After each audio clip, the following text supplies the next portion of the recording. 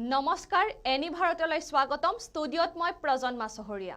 মন্ত্ৰী হিমন্ত বিশ্ব শৰ্মাৰ ভাতৃ তথা গোৱালপাৰা জিলাৰ আৰক্ষী অধীক্ষক সুশান্ত বিশ্ব শৰ্মাক শীঘ্ৰে বদলিৰ অনুৰোধ জনাই দেশৰ প্ৰধানমন্ত্ৰী নৰেন্দ্ৰ মোদীলৈ এক গোপন পত্ৰ এই পত্ৰখন প্ৰধানমন্ত্ৰীৰ কাৰ্যালয় পোৱাৰ পিছতে দিছপুৰত হাহাকাৰ লাগিছে চাও আহক আমাৰ এই বিশেষ প্ৰতিবেদন গোৱালপাৰাৰ ভূমিত আজিৰ তাৰিখলৈকে এটুকুৰা কয়লাও উদ্ধাৰ হোৱা নাই তথাপিও কলা হীৰাৰ বাবে বিখ্যাত গোৱালপাৰা জিলা সুবুৰীয়া মেঘালয়ৰ পৰা অহা কলা হীৰাৰ মুকল সিন্ডিকেটৰ বাবে সদায় শীৰ্ষত থাকে গোৱালপাৰাৰ নাম গোৱালপাৰাৰ কয়লা সিন্ডিকেটত শেহতীয়াকৈ সাঙুৰ খাই পৰিছে জিলাখনৰ আৰক্ষী অধীক্ষক সুশান্ত বিশ্ব শৰ্মাৰ নাম কি আছে প্ৰধানমন্ত্ৰীলৈ লিখা পত্ৰখনত গোৱালপাৰা জিলাৰ কৃষ্ণাই চহৰত আছে ভাৰতীয় সেনা বাহিনীৰ এক বেইলি ব্ৰিজ ৩৭ নং ৰাষ্ট্ৰীয় ঘাইপথত থকা কৃষ্ণাই নৈৰ দলংখন ভাগি যোৱাত সেনাই কেইবছৰমান পূৰ্বে এই দলংখন নিৰ্মাণ কৰিছিল ভাৰতীয় সেনাই নিৰ্মাণ কৰা এই বেইলি ব্ৰিজৰ বহন ক্ষমতা মুঠ ১৩ টন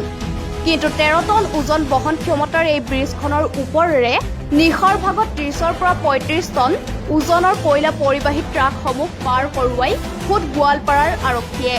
প্ৰতি নিশাই এনেদৰে দলংখনৰ ওপৰেৰে পাৰ হোৱা কয়লা ট্ৰাকসমূহৰ প্ৰত্যেকৰে পৰাই আৰক্ষীয়ে সংগ্ৰহ কৰে ৮ৰ পৰা ১০,০০০ টকাকৈ অকল ইমানেই নহয় অসম মেঘালয় সীমান্তৱৰ্তী ডাইনাডুবি নামৰ ঠাইতো অসমত প্ৰৱেশ কৰা প্ৰতিখন কয়লা পৰিবাহী ট্ৰাকৰ পৰা ৮ৰ পৰা ১০,০০০ টকাকৈ সংগ্ৰহ কৰে গোৱালপাৰাৰ আৰক্ষীয়ে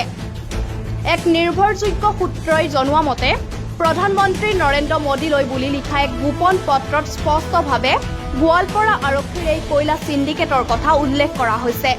প্ৰাপ্ত খবৰ মতে পত্ৰখনত নিৰ্দিষ্ট কেইগৰাকীমান মধ্যস্থতাকাৰীৰ জৰিয়তে আৰক্ষীয়ে চলাই অহা এই বৃহৎ সিন্ডিকেট খুদ গোৱালপাৰা জিলাৰ আৰক্ষী অধীক্ষক কাৰ্যালয়ৰ পৰাই নিয়ন্ত্ৰণ হৈ আছে বুলিও পোনপটীয়াভাৱে উল্লেখ কৰা হৈছে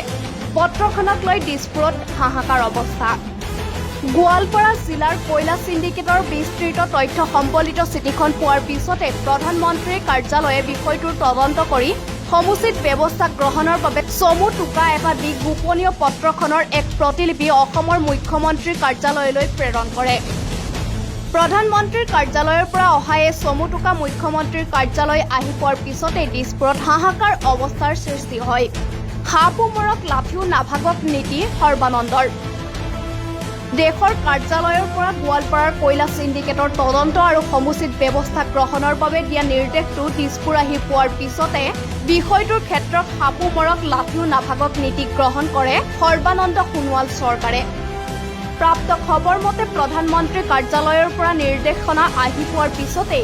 গৃহ দপ্তৰৰ দায়িত্বত থকা মুখ্যমন্ত্ৰী সৰ্বানন্দ সোণোৱালে গৃহ বিভাগৰ বৰমৰীয়াৰ জৰিয়তে মন্ত্ৰী হিমন্ত বিশ্ব শৰ্মাৰ ভাতৃ তথা গোৱালপাৰাৰ আৰক্ষী অধীক্ষক সুশান্ত বিশ্ব শৰ্মাক ৰাজ্যখনৰ যিকোনো এখন জিলা ইচ্ছামতে বাছি লৈ তালৈ বদলি হৈ যোৱাৰহে নিৰ্দেশ দিয়ে